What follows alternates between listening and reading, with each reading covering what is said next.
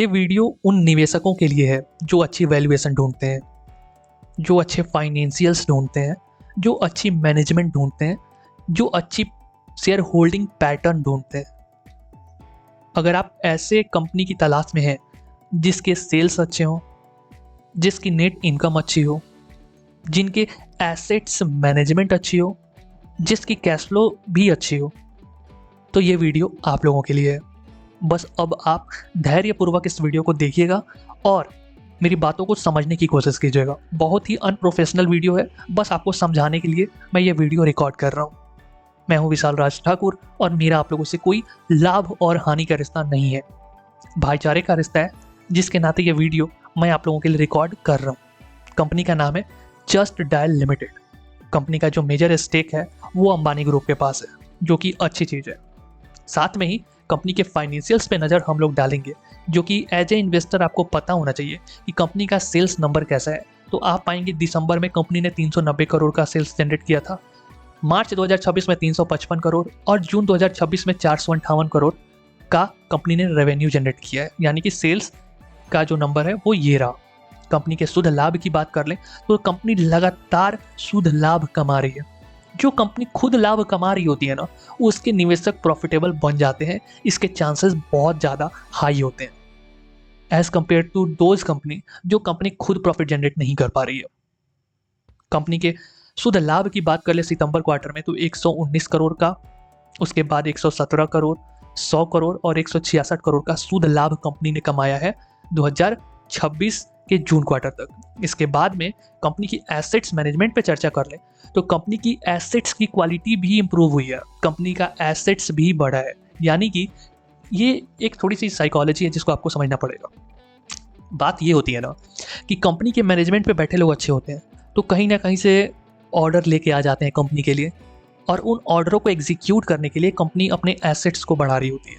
आपके पास भी अगर काम बहुत ज़्यादा हो जाता है तो आप लोगों को हायर करते हो कि हाँ भैया मेरा काम ये तुमको करना पड़ेगा, इसके बदले में आपको पैसे मिल जाएंगे। सेम वही चीज़ होती है कंपनियों के भीतर भी। अगर कंपनी के पास वर्कलोड ज़्यादा होता है तो उसको करने के लिए कंपनी एसेट्स को बढ़ाती है। तो सेम चीज़ यहाँ पे है।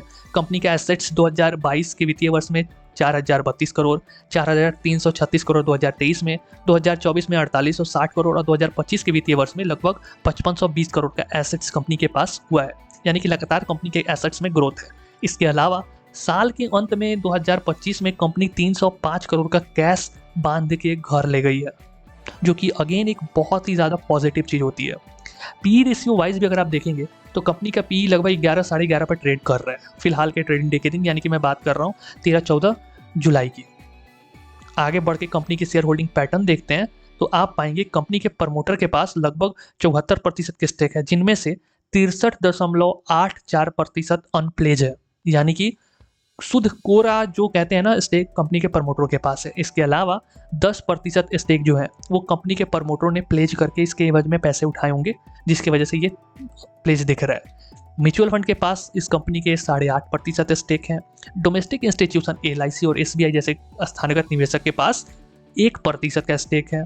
और जो फॉरेन इंस्टीट्यूशनल इन्वेस्टर होते हैं, जो विदेशी स्थानीयगत निवेशक होते हैं, उनके पास लगभग 5% का स्टेक है जस्ट डायल कंपनी का। इसके अलावा रिटेल निवेशक की भागीदारी भी ठीक ठाक है, लगभग 11% के स्टेक रिटेल निवेशकों के पास है। तो इसका फ़ायदा ये होगा ना कि बहुत ज़्यादा कोई ऑपरेटर इसके शेयर को ऑपरेट नहीं कर पाएगा, क्योंकि मार्केट कैप भी बड़ा है, इंस्टीट्यूशनल इन्वेस्टर्स भी हैं, और इंस्टीट्यूशनल इन्वेस्टर्स का कन्विक्शन ही इसी दम पे आता है कि कंपनी के मैनेजमेंट पे बैठे लोग अच्छे हों, कंपनी के फाइनेंशियल्स अच्छे हों, कंपनी के सेल्स नंबर अच्छे हों। तो ये सारी चीज़ें अगर देखनी हो एक साथ, अगर एक बार में समझनी हो, तो आप किसी भी कंपनी का शेयर होल्डिंग पैटर्न देखेंगे तो आपको अच्छे से समझ में आ जाएगा कि कंपनी क्या कहती है।